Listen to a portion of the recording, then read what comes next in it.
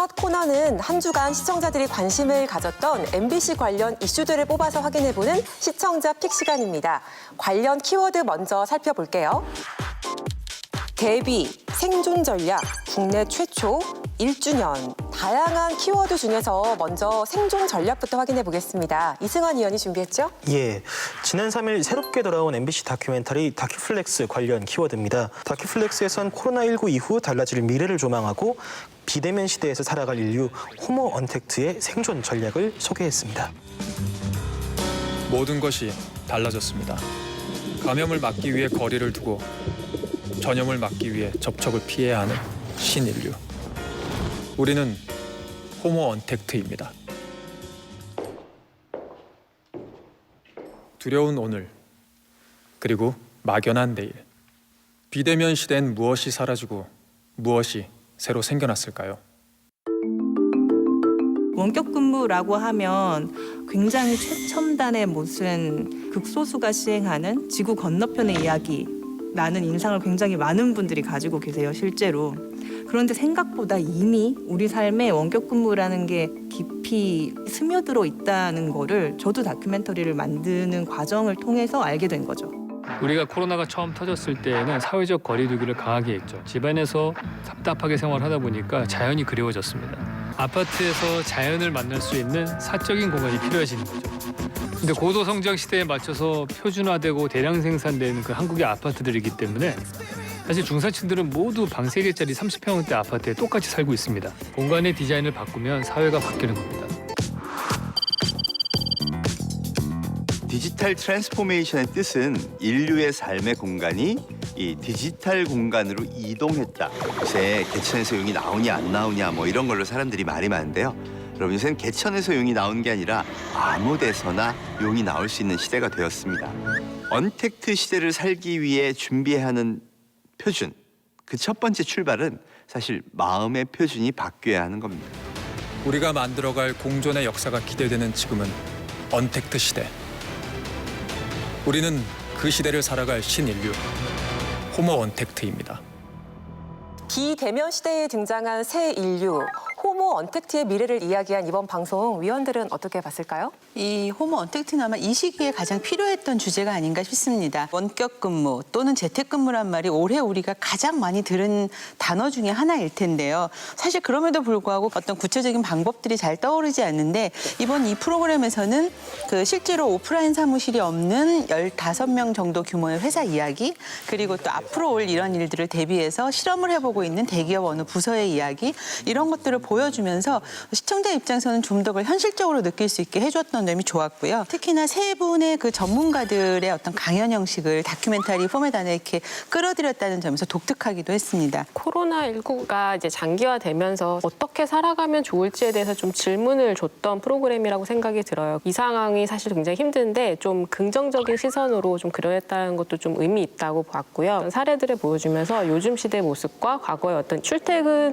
어떤 풍경을 사실 7, 80년대 장면들과 교차 편집해준 것도 사실 좀 중간에 재미를 주는 부분이라고 보고요. 또 원격 근무에 대해서 사실 개인의 어떤 시간 관리의 문제나 개인의 어떤 거기에 잘 적응할 수 있는 성향의 문제로 사실 생각하기 쉬운데 시스템적으로 잘 마련이 되어 있어야 사람들이 거기에 적응할 수 있다는 점을 짚어준 것도 굉장히 좀 인상적이었습니다. 다만 이번 방송에서 너무 긍정적인 쪽에만 집중을 하느라 여러 가지 현실적인 단점에 대해서는 거의 지적이 안 됐다라는 아쉬움이 좀 큽니다. 특히나 재택근무는 거의 장점만 얘기하고 끝났거든요. 근데 재택근무는 굉장히 성공적으로 하고 있고 만족도가 높았다라고 소개되는 회사들은 대부분 IT 기업이고 이 사람들이 어떻게 가사와 노동을 잘 조화롭게 이루고 있는가에 대해서는 거의 다루지 않았죠. 이런 부분들은 앞으로 이제 재택근무, 원격근무가 점점 더 이제 뉴 노멀이 되다 보면은 꼭 짚고 넘어가야 되는 부분인 것이고 이거에 대해서 우리가 그럼 앞으로 어떻게 대비할 것인가에 대한 거를 좀 같이 고민을 했었으면 좋았을 텐데 그거 없이 너무 장밋빛 전망만 짚고 간 거여서 아쉬움이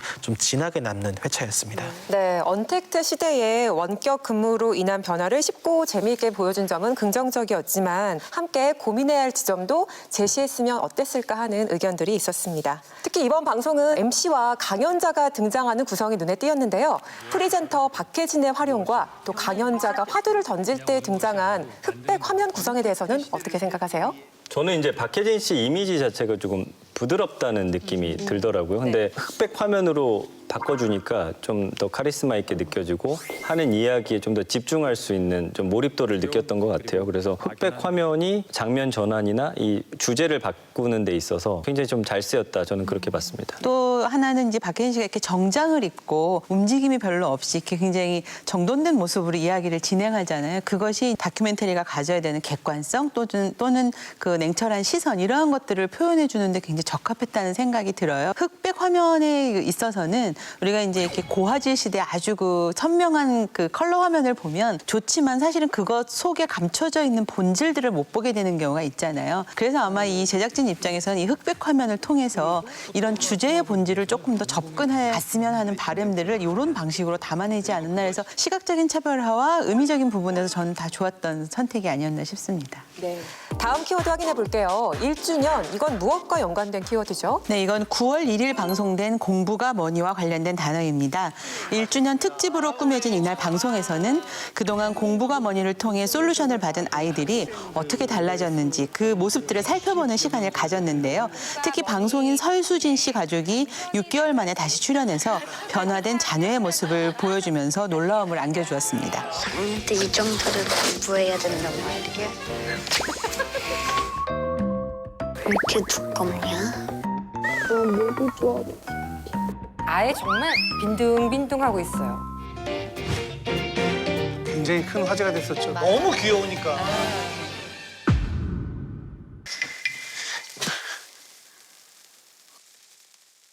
의자가 고정된 것으로 바뀌었나요? 그렇네요. 야, 솔루션 그대로 잘 실천하셨네요.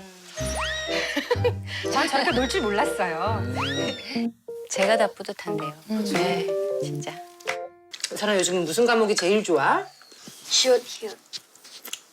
시옷 히읗. 진짜? 뭔데 그 진짜로? 수학. 진짜? 소송된 거잖아요, 시옷. 하기 싫은 공부요? 아, 수학이요.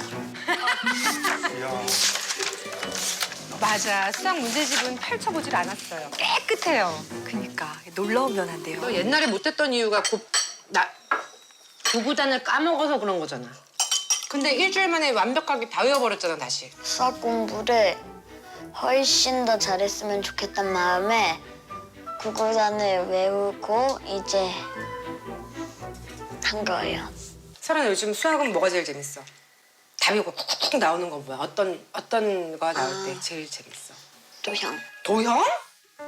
엄마 제일 어려워했던 건데? 그렇게 엄마가 부족한 척 해주면 아이가 자존감, 자신감이 쑥 올라가요.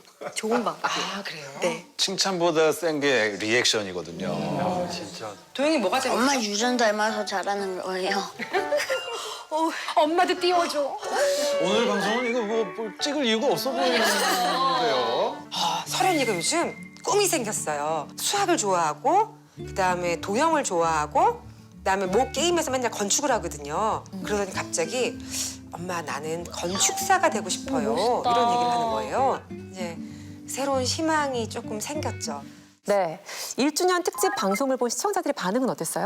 네, 댓글로 준비를 해봤는데요. 설현이도 기특한데 엄마의 노력이 대단하네요. 귀 기울이며 듣고 하나라도 놓치지 않으려는 게 자식 키워본 엄마로서 아름답게 보입니다. 이 프로 도움이 많이 돼요. 초등학교 5학년 아들을 둔 엄마인데 전문가들 솔루션을 우리 아이에게 적응시키거든요. 일반인들 대상으로 해주셨으면 좋겠습니다. 일반인들은 컨설팅 업체 접근법조차 모르는 사람이 많습니다. 자녀 교육에 큰 도움이 되었다는 긍정적인 반응과 함께 일반인들 사례를 좀 더 다뤄주셨으면 하는 그런 의견들도 같이 있었습니다. 네, 1주년 특집으로 꾸려진 공부가 뭐니 위원들은 어떻게 봤을까요?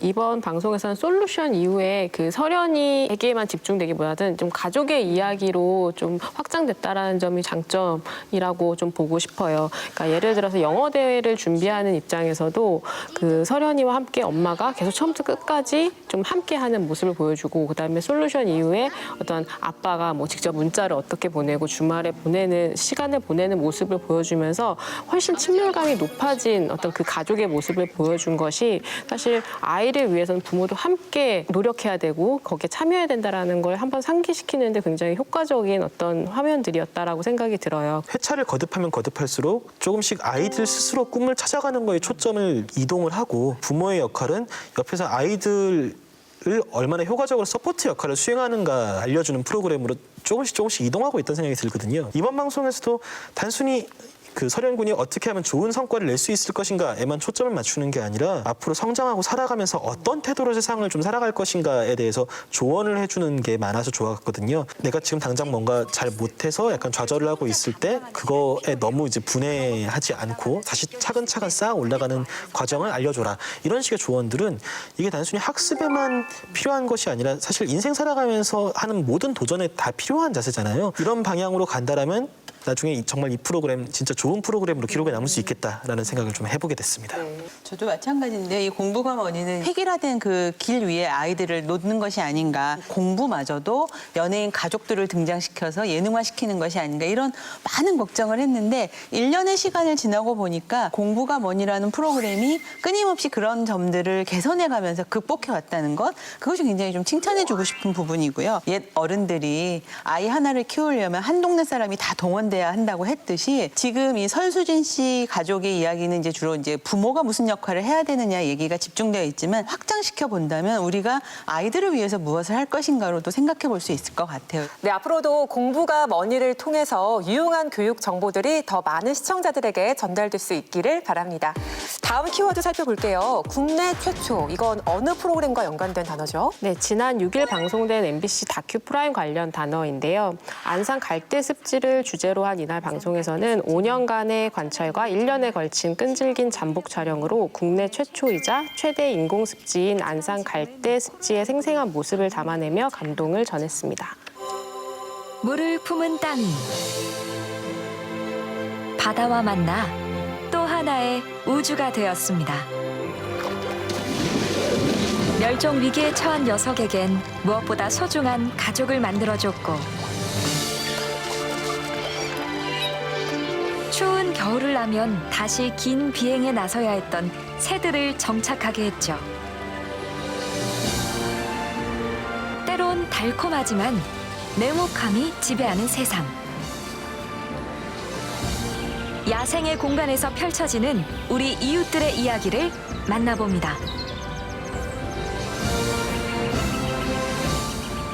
네, MBC 다큐 프라임의 이번 방송 위원들은 어떻게 봤을까요? 자연 다큐멘터리는 아무래도 시간과의 싸움이 아닌가 싶습니다. 이 안산습지 편에서도 5년간의 관찰과 1년간의 잠복 촬영이라고 하는 걸 보면 아 제작진들의 노력이 정말 컸구나. 일단 그 부분에 굉장히 박수를 보내고 싶고요. 그 덕분에 우리가 얼음을 깨고 사냥하는 수달의 모습이라든지 이름도 이뻐요. 뿔론 병아리의 어떤 구애하는 장면 그리고 이름도 못 들어봤던 개개비, 오목눈이 이런 새들의 모습들도 볼 수 있는 게 아니었나 해서 그런 점에서는 참 좋았는데 한편으로는 우리가 편리한 삶을 위해서 개발을 하기는 하는데 그것이 이들에게는 엄청난 충격일 수 있고 삶의 터전을 송두리째 잊어버리는 걸 수 있겠구나. 지구공존의 의미를 한 번 더 보게 됐고 광활한 그 습지에서 우리가 좀 더 평화롭게 살 수 있는 방법들 이런 것들을 우리가 실천해 나가야겠구나 이런 생각들을 했습니다. 또 나레이터가 계속 이 동물들한테 캐릭터를 입혀가면서 전체적인 분위기를 좀 재밌고 좀 경쾌하게 그려낸 것도 차별점을 가지는 부분이라고 생각이 들고요. 예를 들어 저는 수달이 처음에 물속에 나와서 어떤 눈치를 보는 장면 같은 것도 사실 나레이터가 생생하게 전해주었기 때문에 기억에 남는 것이라고 생각이 드는데요. 쉴 새 없이 영역을 순찰하느라 바쁜 아빠 수달. 그런데 순찰 중 아내와 새끼들을 만났습니다. 수달 부부는 평소에는 따로 지내지만 오늘은 6식구가 모두 모였습니다. 얼음 위에서 뒹굴어도 춥지 않은 건 녀석에겐 방안과 방수가 모두 되는 이중털이 있기 때문이죠. 자연 다큐멘터리의 어떤 본래 목적과 가치는 잘 살리면서도 대중성도 잡은 프로그램이라는 점에서 굉장히 재밌게 본 프로그램이었어요. 수달이 너무 귀엽더라고요. 사실 그 습지에 살고 있는 여러 동식물들에게 수달의 존재는 굉장히 악몽 같은 존재겠지만 그럼에도 불구하고 왜 인간은 털 달린 내반짐승을 보면 귀여워하는가 약간 그런 걸 스스로에게 자문하는 시간이기도 했고요. 한편으로는 습지를 지금 지키기 위해서 안산시가 어떤 노력을 기울이고 있는가에 대해서는 안산시장님께서 나오셔서 간단하게 홍보성 멘트를 좀 하시는 걸로 대체가 됐다는 느낌이고 개발로 인한 위협에 대해서도 나레이터의 간단한 언급과 자막이 좀 스쳐 지나가는 생태 환경의 중요성을 모르지 않습니다. 하지만 어리석은 인간의 욕망을 함부로 예측할 수도 없습니다. 주변에 이 갈대습지에 대해 관심을 많이 가지고 활동하고 있는 환경보호단체랄지 이 생태의 영향에 대해서 조금 더 설명해 줄 수 있는 생태학자의 목소리를 같이 담아내면서 조금 더 입체적으로 보여줄 수 있지 않았을까라는 아쉬움이 좀 있거든요. 이게 실제로 우리가 하는 행동에 따라서 결과가 달라질 영향이 되게 큰 곳이다 보니까 조금 더 잘 짚어줬으면 좋았겠다 싶었습니다. 네. 제작진의 노력 덕에 야생 동물들의 생태를 생생하게 볼 수 있었는데요. 앞으로도 생명의 신비와 또 자연의 아름다움을 보여주는 자연 다큐멘터리를 많이 만나볼 수 있기를 기대하겠습니다. 마지막 키워드 확인해 볼게요. 데뷔, 이건 무엇과 연관된 키워드죠? 네, 지난 5일 방송된 최엔터테인먼트 관련 키워드입니다. 이날 방송에서는 트롯돌 5장의 데뷔 전 마지막 그 안무 점검부터 실전 연습 그리고 대망의 데뷔 무대 비하인드까지 공개하면서 안방극장의 재미와 훈훈한 감동을 선사했습니다. 이제 우리가 고생한 거를 이제 재밌게 보여주자. 실수하면 안 된다, 실수하면 안 된다. 이 생각만 가지고 이 한 번에 모든 걸 다 쏟아내야 된다는 생각으로. 간다.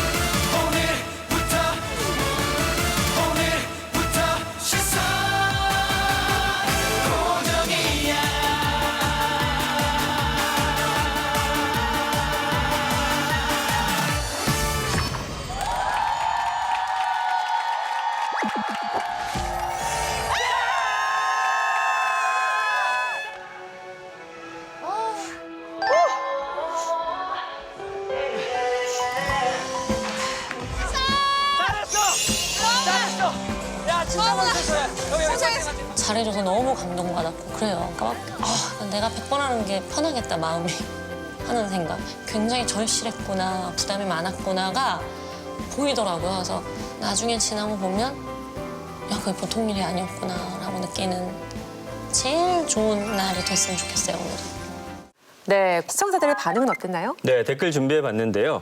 진심으로 축하해요. 앞으로 한국이든 해외든 시선 고정하게 만드는 5장으로 거듭나길 응원할게요. 5장 파이팅! 앞으로 승승장구 멋진 활동하세요. 데뷔의 감동을 함께 나누고 또 5장의 앞날을 응원하는 반응들이 상당히 많았습니다. 네, 5장의 데뷔 무대, 방송 직후에 포털 사이트 실시간 검색어 순위권에 오르는 등 뜨거운 화제성을 입증했는데요. 위원들은 어떻게 봤을까요? 처음에 이 프로그램에 약간 몰입도를 가질 수 없었던 게 정말 데뷔를 할 수 있을까라는 계속 의문이 들었었는데 이제 그런 게 기정사실화 되다 보니까 좀 더 프로그램에 집중할 수 있었던 것 같아요. 데뷔 무대에서 여느 아이돌 못지않게 좀 이렇게 멋있는 모습을 사실 보여줘서 굉장히 좀 뿌듯하더라고요. 그래서 이런 아이돌 육성 프로그램을 보는 재미를 이 최엔터테인먼트가 좀 보여주는 하이라이트 부분을 보여주었다고 생각이 들고 마지막에 그 명준 씨나 회택 씨의 그 엔딩 요정 구경 장면도 사실 굉장히 좀 기억에 남아서 좀 재밌게 이 마지막을 좀 장식했던 것 같습니다.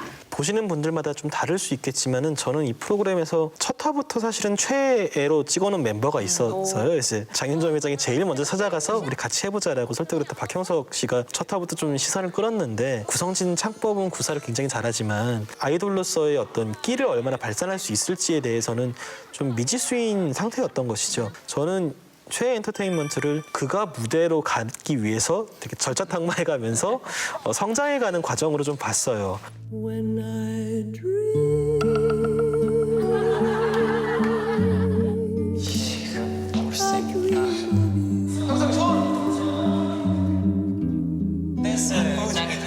상의 잡고 싶어요. 박영석이. 천천히 세고 그렇지 그렇게 좋아 고맙습니다. 불이 들어오는 카메라들을 귀신같이 쏟아내면서 어떤 그 윙크도 보내고 하는 모습 보면서 약간 아 그래 이 맛에 그 데뷔 전부터 이렇게 보는구나라는 생각을 다시 한번 확인했고요. 이때까지 쭉 보아왔던 보람을 느낄 수 있는 회차였습니다. 네.